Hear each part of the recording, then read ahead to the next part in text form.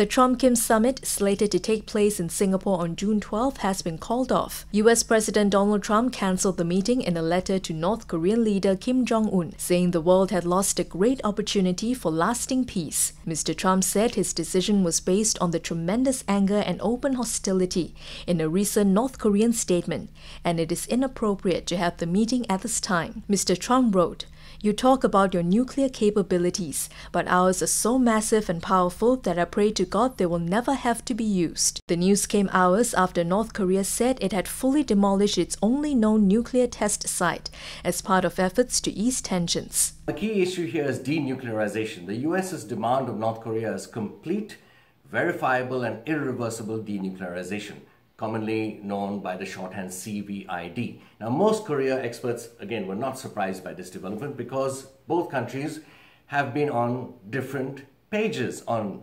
CVID. The US wants it to happen immediately, or at least have a really big demonstrable show that it has happened immediately.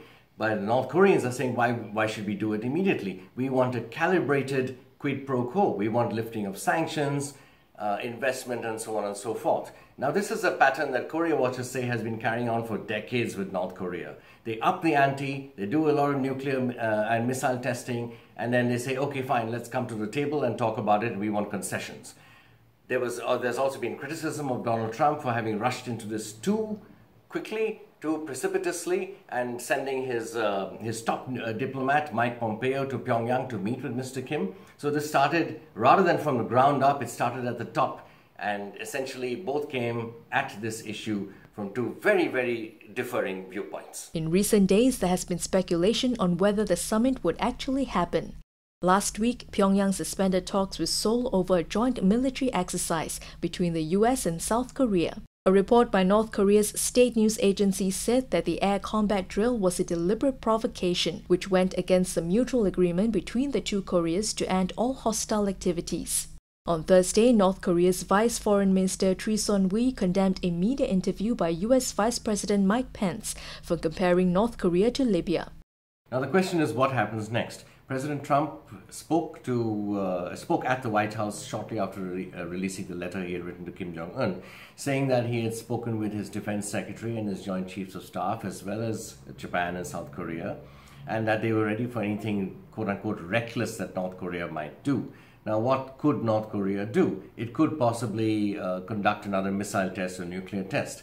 Analysts, however, say it may not necessarily do that because it has already said it has completed its nuclear program. The second thing President Trump said was that the US would continue, the international community would continue its maximum pressure campaign on North Korea.